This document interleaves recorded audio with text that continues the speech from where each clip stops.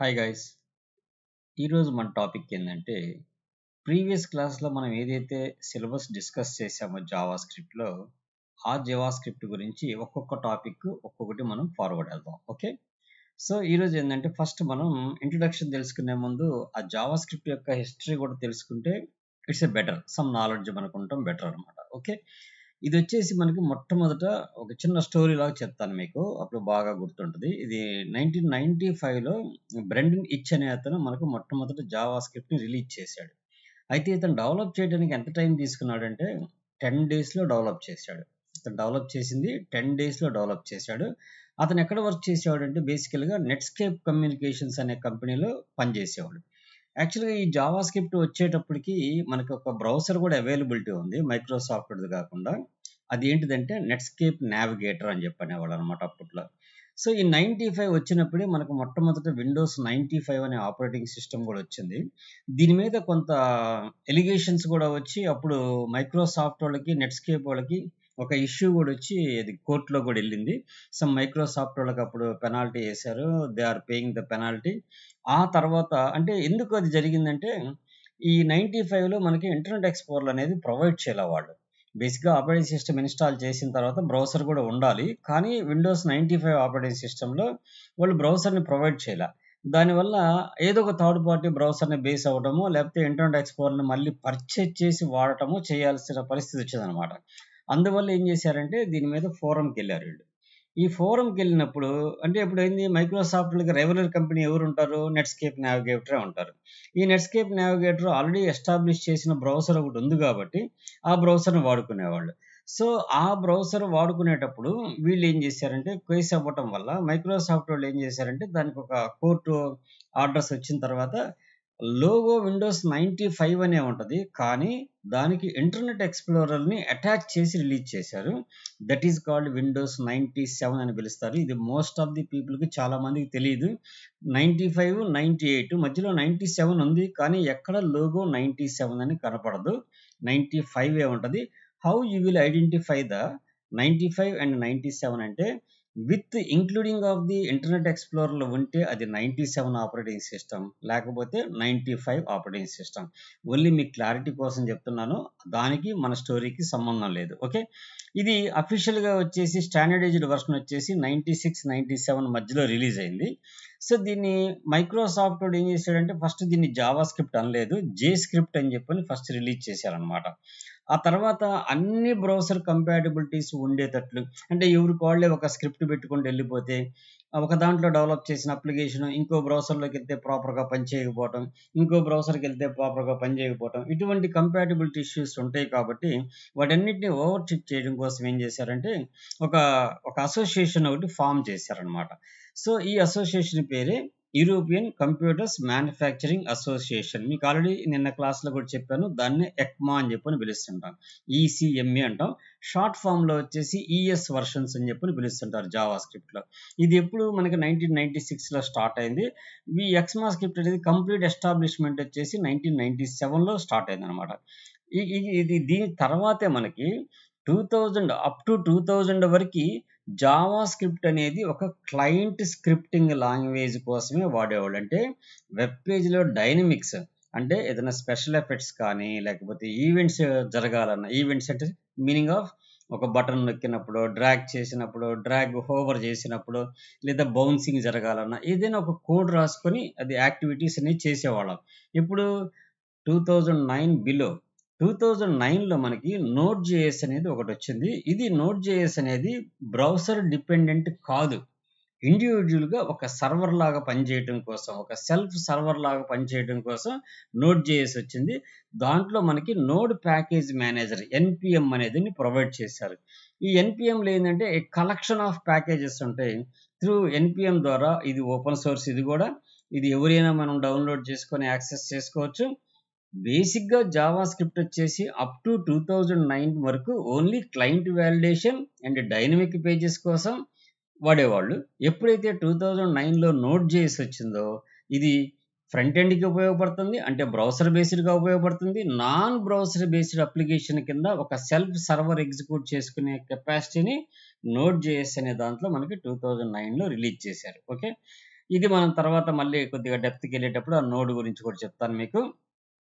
So, మనకి మొట్టమొదట వచ్చేసి ES5 అనేది వర్షన్ స్టార్ట్ అయ్యారు. ఆ తర్వాత మనకి ES5 నుంచి డిఫరెంట్ వర్షన్స్ వచ్చినాయి. అయితే ES5లో ఏమేమి ఫెసిలిటీస్ ఉండేదనేది జస్ట్ ఓవరాల్‌గా చూద్దాం.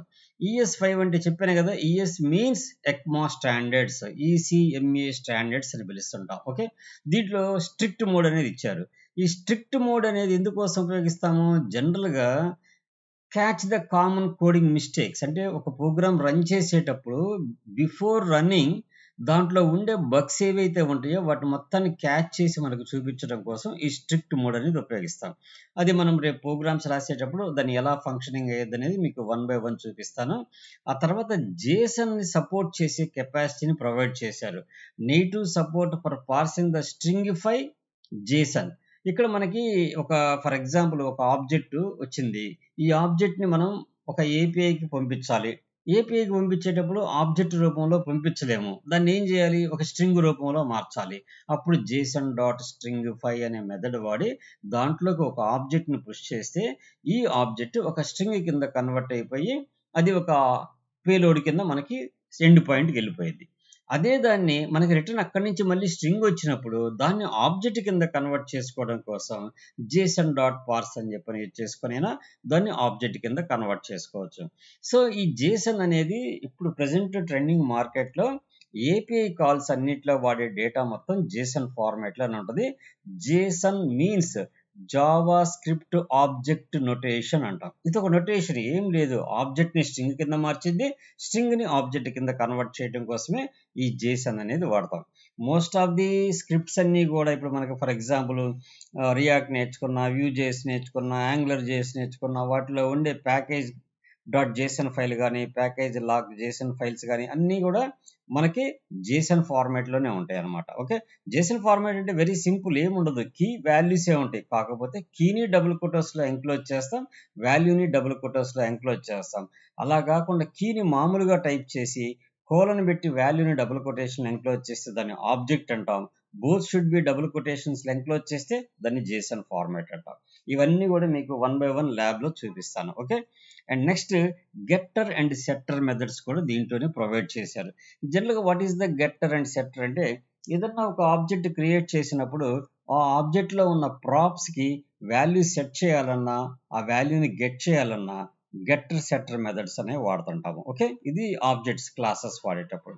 అలానే అరే మెథడ్స్ మనకి ప్రొవైడ్ చేశారు. ఏంటి అరే మెథడ్స్? For each. జనరల్‌గా మనం ఫర్ కమాండ్స్ ఫర్ ఎప్పుడైనా రాసామంటే ఎలా రాస్తామంటే for i equal 0, i less than length, i plus plus అని రాస్తాం. దీన్ని అలా రాయకుండా ఒక యారేలో ఉన్న ఎలిమెంట్స్ అన్నీ గూడా మనం ఫెచ్ చేయాలంటే ఆ array name dot for each of అని చెప్పని పెట్టి దాంట్లోకి ఒక్కొక్క ఎలిమెంట్ వస్తది. ఆ ఎలిమెంట్‌ని ప్రింట్ చేస్తాం. ఇవన్నీ మీకు ల్యాబ్‌లో క్లారిటీగా చూపిస్తాను. No worries. మీరు ఓన్లీ నేను చెప్పేది వరకే కాన్సంట్రేషన్ చేయండి. సో, నా వీడియోని లైక్ చేయటం, షేర్ చేయటం, సబ్స్క్రైబ్ చేసుకోవటం మటుకు మర్చిపోవకండి. ఇది మీరలా చేస్తే నంబర్ ఆఫ్ పీపుల్‌కి రీచ్ అయ్యిద్ది. దానివల్ల నాకు బెనిఫిట్, మీకు బెనిఫిట్ అయ్యిద్ది. Okay. That's map, filter, reduce. ఈ రెండిటి కూడా ఒక టైప్ ఆఫ్ అరేస్‌ని చేయటం కోసమే వాడతాం. ఫర్ ఈచ్ దానికే వాడతాం. మ్యాప్ దానికే వాడతాం. ఆ రెండిటికి డిఫరెన్స్ ఏందనేది కూడా నేను చెప్తాను. అది నెక్స్ట్ క్లాసెస్‌లో మీరిందరూ, ఎందుకంటే సమ్ డిఫరెన్స్ లేకుండా ఒకటే దాన్ని రెండిటికి ఎందుకు వాడతారు? 2, 3 ఫంక్షన్స్ ఒకే పర్పస్‌కి ఎందుకు పెడతారు? నథింగ్. ఏదో ఒక స్మాల్ డిఫరెన్స్ ఉంటది. మనకి ఇంట్రెస్ట్‌లో కూడా ఇదే క్వెషన్ అడుగుతారనమాట. What is the difference between the for each and map అంటారు. అప్పుడు మనం ఎక్స్‌ప్లెయిన్ చేయాలి కదా! ఎక్స్‌ప్లెయిన్ చేయాలంటే we should learn about that commands. So, అవి లెర్న్ అవ్వాలంటే మీరు పేషెన్సీగా వన్ బై వన్ క్లాసెస్ అన్నీ ఇనండి. నేను వాటన్నిటి గురించి కూడా మీకు క్లారిటీ పిక్చర్ ఇస్తాను. అండ్ ఫిల్టర్స్ అంటే అర్థం ఏందంటే ఇచ్చిన యారేలో నుంచి కొన్ని ఎలిమెంట్స్‌నే మనకు కండిషన్ సాటిస్ఫైడ్ అవుతున్న ఎలిమెంట్స్‌నే బయటికి తీసుకురావాలంటే ఈ ఫిల్టర్ అనే మెథడ్ వాడతాం. అలానే రెడ్యూస్ అనేది ఏదైనా క్యుములేటివ్ వర్క్స్ చేసుకోవాలంటే యాడ్ చేయాలన్నా, మైనస్ చేయాలన్నా, ఇట్లాంటివి ఏదైనా చేయాలంటే రెడ్యూస్ అనే మెథడ్ కూడా వాడతాము. అలానే ఆబ్జెక్ట్ మెథడ్స్ ఇచ్చారు. ఒక ఆబ్జెక్ట్‌ని క్రియేట్ చేయడం కోసం ఆబ్జెక్ట్ డాట్ క్రియేట్ అనేది, అట్లనే ఆబ్జెక్ట్ యొక్క ప్రాపర్టీస్‌ని డిఫైన్ చేయడం కోసం ఆబ్జెక్ట్ డాట్ డిఫైన్ ప్రాపర్టీ అని సమ్ ఎక్స్‌ట్రా కమాండ్స్ కూడా మనకు ఆబ్జెక్ట్స్‌లో ఉండేయి. ఇవన్నీ కూడా ఎర్రర్ హ్యాండ్లింగ్స్, ఇవన్నీ కూడా మనకి ES5లో ప్రొవైడ్ చేశారు. ఆ తర్వాత మనకి ES6 అనేది రిలీజ్ అయింది. ఎప్పుడంటే 2015లో రిలీజ్ అయింది. దీంట్లో మటుకు మేజర్ అప్డేట్స్ జావా స్క్రిప్ట్‌కి వచ్చాయి. ఏమొచ్చాయంటే వాటినే అక్కడి నుంచే మనం అడ్వాన్స్డ్ జావా స్క్రిప్ట్ అని కూడా పిలుస్తుంటాము. దీంట్లో ఇంట్రొడ్యూస్ చేసిన కమాండ్స్ ఏందంటే మనకి లెట్ అండ్ కాన్స్ట్ అని చెప్పని 2 కొత్త కీవర్డ్స్ వచ్చినాయి. ఈ లెట్ అనే దాన్ని లోకల్ స్కోప్ అంటాం. కాన్స్టెంట్ అనేది వచ్చేసి వన్స్ ఇనిషియలైజ్డ్ పర్పస్‌గా యూజ్ చేయడం కోసమే యూజ్ చేస్తామనమాట. లైక్ చెప్పాలంటే దాన్ని block scope of the variables అని కూడా పిలుస్తుంటాం. బ్లాక్ అంటే అర్థమైంది ఒక 2 బ్రేస్ బ్రాకెట్స్ మధ్యలో ఓన్లీ అంతవరకే ఆ ఏరియాలోనే పనిచేస్తే దాన్ని local scope or block scope అని కూడా పిలుస్తుంటాం. ఆ తర్వాత arrow functions it's a shorthand functions అని కూడా పిలుస్తుంటాం. వాటిని లైక్స్ ఏ స్టేట్మెంట్ లాగా ఉంటుంది. ఆ స్టేట్మెంటే ఒక ఫంక్షన్ లాగా వర్క్ చేసే వాటిని యారో ఫంక్షన్స్ అంటాం. ఈ యారో ఫంక్షన్స్ కూడా మీకు క్లియర్‌గా చెప్తాను. మామూలు ఫంక్షన్స్‌కి, యారో ఫంక్షన్స్‌కి డిఫరెన్స్ ఏందనేది ఇంటర్వ్యూలో వన్ ఆఫ్ ది క్వెషన్. మామూలు ఫంక్షన్స్‌కి, యారో ఫంక్షన్స్‌కి డిఫరెన్స్ అడిగినప్పుడు ఏం చెప్తుంటారంటే మేజర్‌గా ఫంక్షన్స్ అనేవి ఎలాబొరేట్‌గా నంబర్ ఆఫ్ స్టేట్మెంట్స్ రాస్తాము. యారో ఫంక్షన్ సింగిల్ లైన్‌లో రాస్తామంటాం. అది కాకుండా ఇంకొక డిఫరెన్స్ ఉంది. అది కూడా మనం నెక్స్ట్ క్లాసెస్ నేర్చుకుందాం. ఏందంటే అది థిస్ అనే కీవర్డ్‌ని యారో ఫంక్షన్స్‌లో అవాయిడ్ చేశారనమాట. Okay. And what about the template literals అనేది కూడా ఈ ES6లోనే మనకు రిలీజ్ చేశారు. ఎందుకనంటే ఒక స్ట్రింగ్ ఫార్మ్ చేస్తున్నాము. ఆ స్ట్రింగ్ మధ్యలో కోడ్ అవసరమైంది, నేమ్ అవసరమైంది, వాడు ఏ కోర్స్ నేర్చుకుంటాడో అవసరమైంది. ఇవన్నీ మనం విడివిడిగా ప్లస్‌లు పెట్టి కన్కాటినేషన్ చేయకుండా 2 బ్యాక్‌టిక్స్ మధ్యలో ఆ స్ట్రింగ్‌ని ఫార్మ్ చేస్తూ ఎక్కడైతే జావా స్క్రిప్ట్ వేరియబుల్‌ని మనం ప్లేస్ చేయాలనుకుంటామో అక్కడ డాలర్ సైన్ తోటి బ్రాకెట్స్‌లో ఆ వేరియబుల్‌ని కాల్ చేస్తే while printing the statement it should be concatenate. ఇవన్నీ కూడా మీకు చూపిస్తాను. No worries. Next classes implement చేశారు. మాడ్యూల్స్ ఇంప్లిమెంట్ చేశారు. మాడ్యూల్ అంటే nothing but a collection of functions put into a single file is called a module. ఆ మాడ్యూల్‌లో number of functions రాసుకుంటాము. Whenever we need of that functionality ఆ modules మనం import చేసుకోవాలి. Like reusability purpose. For example నేను కొన్ని common functions అన్నీ ఒక జావా స్క్రిప్ట్ ఫైల్‌లో రాసుకున్నాను. నేను ప్రాజెక్ట్ చేసేటప్పుడల్లా ప్రతిసారి వాటిని రాయకుండా, ఏ ప్రాజెక్ట్ చేసేటప్పుడైనా ఆ కామన్ థింగ్స్ నాకు అవసరమైనప్పుడు, ఆ జావా స్క్రిప్ట్ ఫైల్‌ని కాపీ చేసుకొని, then we can import and use that inside of the functions. That is called modules. Modules means a collection of functions. And promises అని చెప్పనేది ఒకటి అసింక్రోనస్ ఆపరేషన్స్‌లో మనకి కాల్ బ్యాక్ హెల్ అనే దాన్ని అంటే కాల్ బ్యాక్ హెల్ అంటే ఒక ప్రాబ్లమ్ అనమాట. అంటే ఒక ఫంక్షన్‌లో ఇంకో ఫంక్షన్‌ని కాల్ చేసి, ఇంకొక ఫంక్షన్ ఇంటర్నల్‌గా కాల్ చేసి, అది ఎక్కడన్నా స్టక్ అయిపోయి ఉండే ఒక ప్రాసెస్‌ని మనం ఏమంటామంటే కాల్ బ్యాక్ హెల్ అంటాం. సో, అటువంటి వాటిని అవాయిడ్ చేయడం కోసం ప్రామిసెస్ అనేది ఒకటి రిలీజ్ చేశారు. ఈ ప్రామిసెస్ యొక్క అంటే లైక్ ప్రామిస్ చేయడాన్ని ప్రామిసెస్ అంటే మీకు చెప్పాలంటే ప్రామిస్‌కి 3 స్టేట్స్ ఉంటాయి. పెండింగ్ స్టేటు, రిజాల్వ్ స్టేటు, రిజెక్ట్ స్టేట్ అని చెప్పని 3 స్టేట్స్ ఉంటాయి. మనకి స్టార్ట్ కాకముందు ఉండేదాన్ని పెండింగ్ స్టేట్ అంటాం. ఆ ఫంక్షన్ స్టార్ట్ చేసిన తర్వాత రిజల్ట్ వస్తే that is the accepted state. రాకపోతే రిజెక్టెడ్ స్టేట్ అంటాం. ఇది ప్రామిసెస్ అనేది కూడా మనకి ఈ డేటాని ఫెచ్ చేసుకోవడానికి ఏపీఐస్ నుంచి లేదా ఏదైనా ఫంక్షనాలిటీ జరగటం కోసం ఇట్లాంటివి సక్సెస్ అయితే ఏం జరగాలి, ఫెయిల్ అయితే ఏం జరగాలి అనే దానికి ప్రామిసెస్ రాస్తాం. అంటే ప్రామిస్ చేయటం. If you are successfully completed to that, then we can return so and so function. If you are not completed to that, then we can call another function. అటువంటి వాటి కోసం మనం ప్రామిసెస్ వాడతాము. అలానే destructuring అంటాం. Destructuring అంటే అర్థం ఏంటంటే ఒక పెద్ద యారే ఒక ఆబ్జెక్ట్ ఉంది నాకు. ఆ ఆబ్జెక్ట్‌లో ఒక 10 ప్రాపర్టీస్ ఉన్నాయి. ఈ 10 ప్రాపర్టీస్‌ని నేను object dot that property, object dot that property అని నేను రాయకుండా వీటి మొత్తాన్ని ఒకేసారి ఒక 10 వేరియబుల్స్‌లోకి ఎక్స్ట్రాక్ట్ చేసుకొని directly we can call that variables. So, దానికోసం మనకి డీస్ట్రక్చరింగ్ అని చెప్పని ఒక ఫంక్షనాలిటీ కూడా ఈ ES6లో మనకి రిలీజ్ చేశాడు. అలానే ఫంక్షన్స్‌కి డిఫాల్ట్ పారామీటర్స్. ఫర్ ఎగ్జాంపుల్ ఒక ఫంక్షన్ ఉంది. ఆ ఫంక్షన్‌లో నేను 2 పారామీటర్స్ పంపిస్తున్నాను. ఒకటి నేము, ఇంకొకటి సిటీ. అయితే నేను నేమ్ ఒక్కటే పంపించాననుకోండి, సిటీ ఎంప్టీగా ఉంటది కాబట్టి మనకు ఫంక్షన్ ఎర్రర్ వస్తది. ఏమంటది? ఆర్గ్యుమెంట్ మిస్సింగ్ అంటది. ఫంక్షనల్ ఆర్గ్యుమెంట్స్ లెంగ్త్ మిస్సింగ్ అంటది. అలా మనకు రాకుండా ఉండాలంటే మనం ఏం చేస్తామంటే సిటీ ఈక్వల్ టు ఒక డిఫాల్ట్ వాల్యూ అనేది ప్రొవైడ్ చేస్తాం. ఫర్ ఎగ్జాంపుల్ ఇప్పుడు నేను లోకలు, నా ఊళ్ళోనే నేను ట్రైనింగ్ ఇస్తుంటాను. అప్పుడు నా దగ్గరికి వచ్చే స్టూడెంట్ అంతా ఫిజికల్‌గా అటెండ్ అయ్యే స్టూడెంట్స్ అంతా కూడా లోకల్ పీపులే అయ్యుంటారు. సో, అప్పుడు నేను ఆ ఫంక్షన్‌లో డిఫాల్ట్ నేమ్ ఏం పెట్టుకుంటాను? నా సిటీ నేమ్ పెట్టుకుంటా. సో, బై డిఫాల్ట్‌గా if you are passing a name only, then the default city will be taken. If you are passing the name and city, the given passing the city will be taken. So, that is the default parameter అనేది. ఇది కూడా మనకి ES6 వెర్షన్‌లో release చేశారు. Okay. ES6 తర్వాత మనకి ES7 వచ్చింది. దీంట్లో పెద్దగా ఎన్హాన్స్‌మెంట్స్ ఏమి రాలేదు. అరేలో వచ్చేసి ఒక ప్రోటోటైప్ మెథడ్ ఒకటి యాడ్ చేశారు. ఇంక్లూడ్స్ అనేది. ఇది కూడా మనకి సెర్చ్‌కి చాలా బాగా ఉపయోగపడిద్ది. అరేస్‌లో ఏపీఐ నుంచి డేటా తీసుకొచ్చుకున్నప్పుడు మనం టైప్ చేసిన స్పెసిఫైడ్ వర్డ్ ఉన్న డేటానే రిటర్న్ రావాలంటే ఆ ఫిల్టర్‌లో ప్రోటోటైప్ మెథడ్ ఇంక్లూడ్స్ అనేది వాడతాము. అవన్నీ మీకు లైవ్‌లో చూపిస్తాను. అండ్ ఎక్స్‌పోనెన్షియల్ ఆపరేటర్ అని చెప్పి ఒకటి కొత్త ఆపరేటర్ మనకి ES7లో మనకి యాడ్ చేశారు. జనరల్‌గా 2 × 3 అంటే 2 3s ఆర్ 6 వస్తది. అదే 2 డబుల్ ఈక్వల్ పెట్టి, ఇంటూ పెట్టి 3 పెడితే 2 to the power of 3 అని అర్థం. 2 × 2 × 2 అంటే 8 రిలీజ్ అయిద్దనమాట. That is the output should be given to 8. So, దీన్ని ఎక్స్‌పోనెన్షియేషన్ ఆపరేటర్ అంటాం. ఈ 2 కమాండ్స్ మనకి ES7లో 2016లో వచ్చినియి. ఆ తర్వాత ES8 వచ్చింది. అది 2017లో వచ్చింది. దాంట్లో కొత్తగా మనకు యాడ్ చేసిన మెథడ్స్ ఏందంటే అసింక్ అవైట్. నేను ఒక ఏపీఐ కాల్ చేస్తున్నా. ఆ ఏపీఐలో బల్క్ డేటా ఉంది. ఆ డేటా మొత్తం రిటర్న్ వచ్చిందాకా నాకు ఆ ఫంక్షన్ వెయిట్ చేసి, ఆ తర్వాతే వేరియబుల్‌లో స్టోర్ అవ్వాలి. అలా స్టోర్ అవ్వాలంటే ఆ ఫంక్షన్ డేటా ఎప్పుడొస్తదో 1 మినిట్ పట్టిద్దో, హాఫ్ మినిట్ పట్టిద్దో తెలీదు మనకి. మరి ఈలోపే వేరియబుల్ నెక్స్ట్‌కెళ్ళిపోయి వేరియబుల్‌లోకి వాల్యూ స్టోర్ చేస్తే ఎంప్టీ స్టోర్ అయ్యిద్ది. అందుకని మనం ఏం వాడతామంటే ఆ ఫంక్షన్ కోసం అసింక్ అవైట్ వాడతాం. అంటే ఎప్పుడైతే the data should be return, then the await method should be executed and the return data should be store into the another variable. So, ఇవన్నీ కూడా మనం ల్యాబ్ చేద్దాము. No worries. అండ్ తర్వాత object dot entries and object dot values అని ఒక 2 methods వచ్చినాయి మనకి. ఇవి కీస్‌ని, వాల్యూస్‌ని బయటికి ఎక్స్ట్రాక్ట్ చేయడానికి, ఎక్కడి నుంచి ఒక ఆబ్జెక్ట్‌లో ఉన్న కీస్‌ని, వాల్యూస్‌ని బయటికి ఎక్స్ట్రాక్ట్ చేయటం కోసం ఈ 2 మెథడ్స్ ప్రొవైడ్ చేశారు. ఆ తర్వాత స్ట్రింగ్ ప్యాడింగ్ ఒకటి. ఈ స్ట్రింగ్ ప్యాడింగ్‌లో 2 మెథడ్స్ వచ్చినాయి మనకి. Pad start, pad end. For example ఒక నంబర్ ఉంది. ఈ నంబర్‌కి ముందు పక్క నాకు జీరోస్ కావాలి. అప్పుడు ప్యాడ్ స్టార్ట్ అని వాడతాం. అదే నంబర్‌కి నాకు చివర్లో జీరోస్ కావాలి. ప్యాడ్ ఎండ్ వాడతాం. ఈ ఎండ్, స్టార్ట్ వాడేటప్పుడు ఎంత లెంగ్త్‌లో ఫిక్స్ అవ్వాలనేది కూడా చెప్తాం. అప్పుడు నాకు 3 లెటర్లుండయి. ఒక 3 సున్నాలు యాడ్ అవ్వాలి. టోటల్ 6థ్ చెప్పి నేను ముందు పక్క జీరోస్ ఉండాలని చెప్తే ఆటోమేటిక్‌గా 3 నంబర్స్ ఉండేవి కాబట్టి 3 జీరోస్ ఫిల్ చేసిద్దనమాట.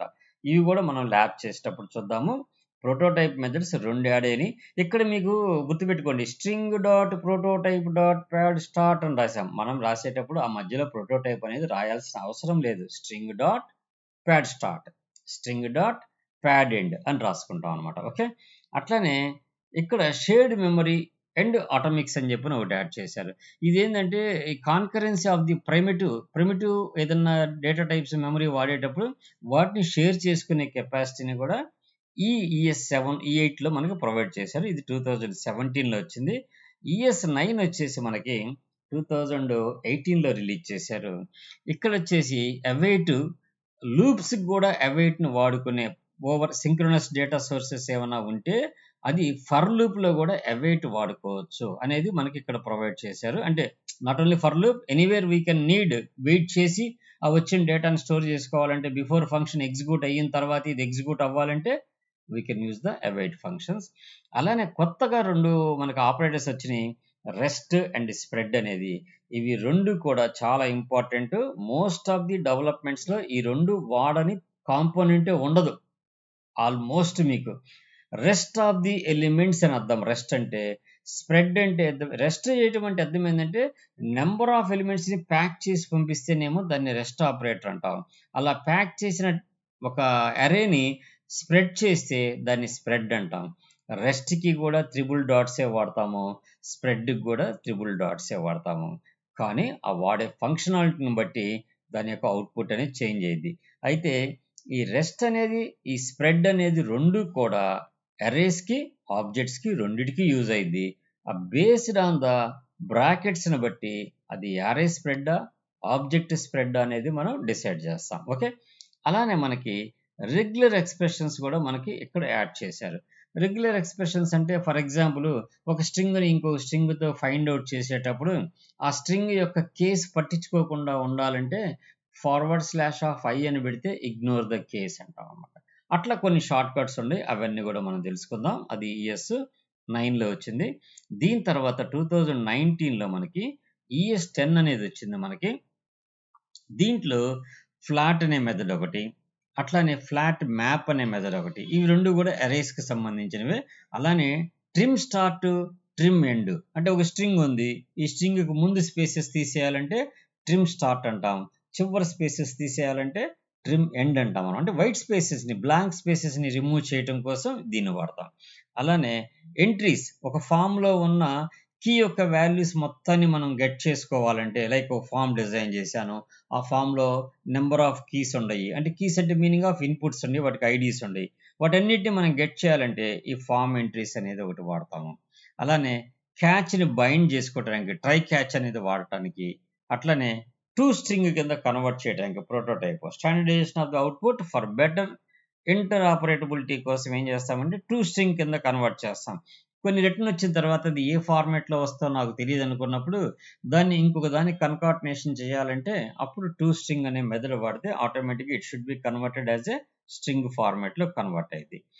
దీని తర్వాత 2020లో మనకి ES 11 రిలీజ్ అయింది. దీంట్లో నల్లిష్ ఆపరేటర్స్ అని చెప్పిన వచ్చేసి కొలిసింగ్ ఆపరేటర్స్ అని చెప్పిన వచ్చినాయి. 2 క్వశ్చన్ మార్క్స్, అలానే మీకు 2 క్వశ్చన్ మార్క్స్ వాడితే ఏమైందంటే default values for null or undefined without being affected by falsy values like zeros or empty spaces. Optional changing కోసము క్వశ్చన్ మార్క్ అనేది కూడా ఒకటి వాడతాము. సో అట్లనే ప్రామిస్ డాట్ ఆల్ సెటిల్డ్ అనేది ఒకటి ఉంది. డైనమిక్ ఇంపోర్ట్ అని చెప్పినది ఒకటి ఉంది, డైనమిక్గా డేటాని ఇంపోర్ట్ చేసుకోవడానికి. బిగ్ ఇంట్ అనేది కూడా ఒక డేటా టైప్ ఒకటి వాడింది. ఇది beyond the size of the integers and long integers కంటే కూడా చాలా పెద్ద నెంబర్ని యాక్సెప్ట్ చేయాలంటే బిగ్ ఇంట్ వాడతాము.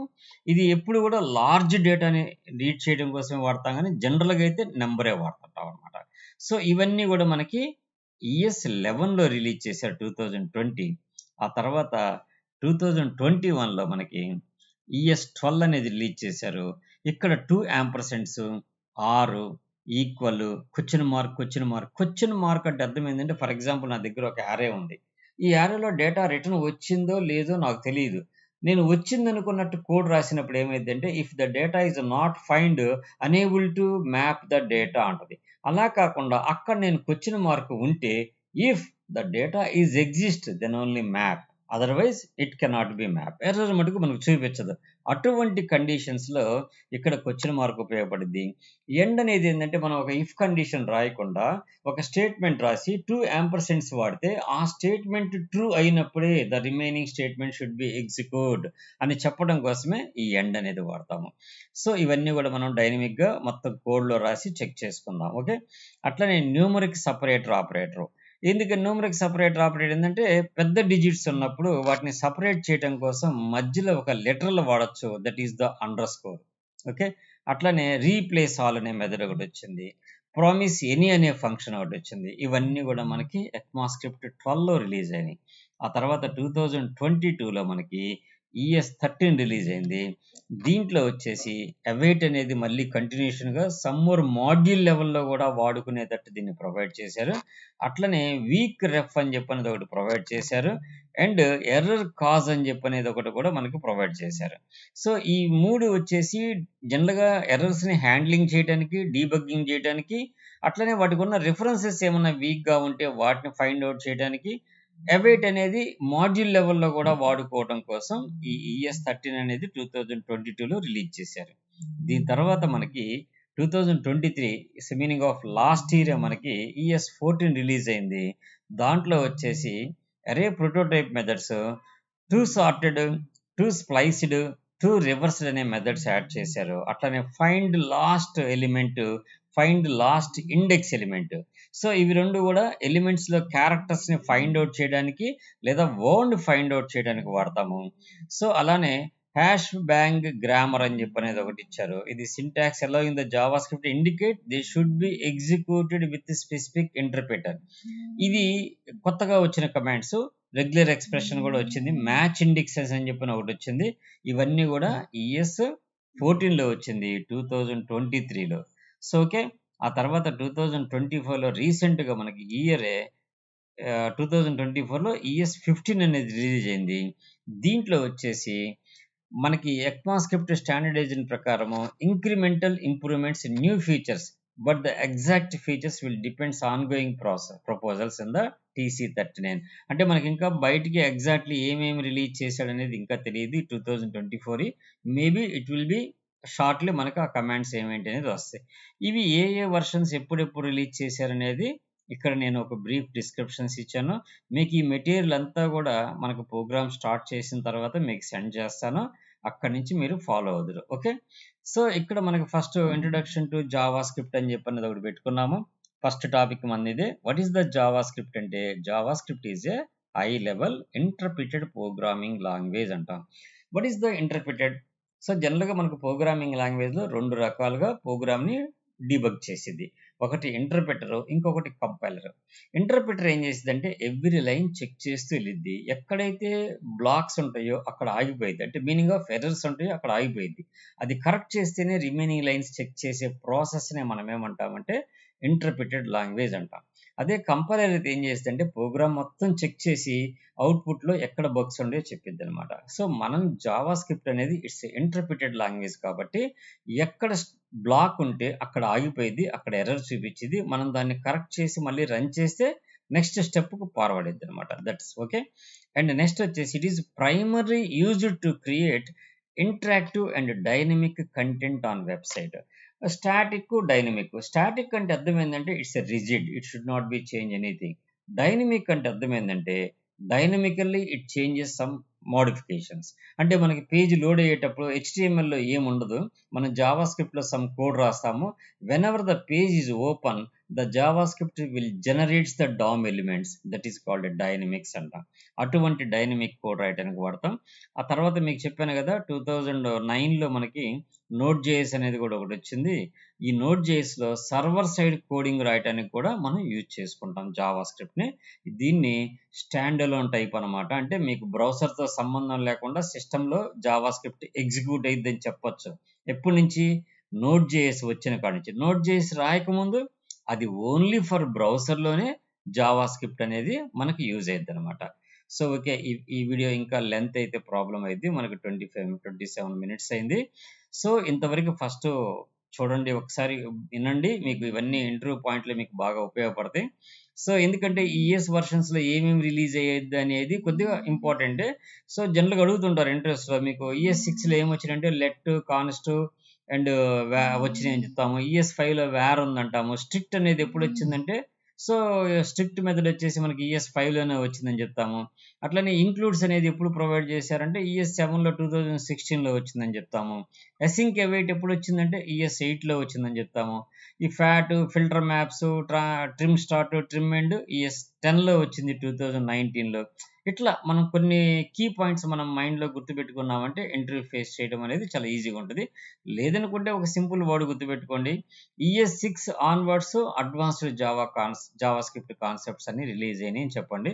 Exactly I don't know the version number, but it should be released on ES 6 onwards అని చెప్పండి.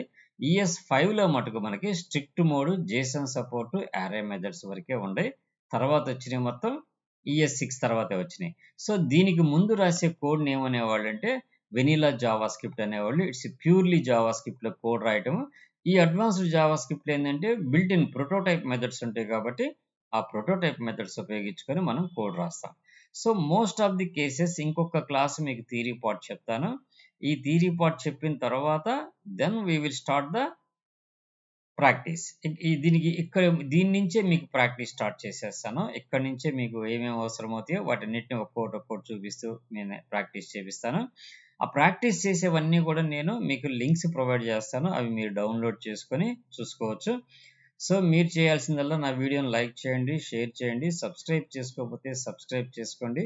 మోర్ పీపుల్ మీకు ఏదైనా కామెంట్ చేయాలంటే డైరెక్ట్‌గా కామెంట్ చేయండి. Either positive or negative no issues. నేను దానికి కంపల్సరీ మీకు రిప్లై ఇస్తాను. మీకేదైనా సపోర్ట్ కావాలన్నా సపోర్ట్ చేస్తాను. ఓకే. By all.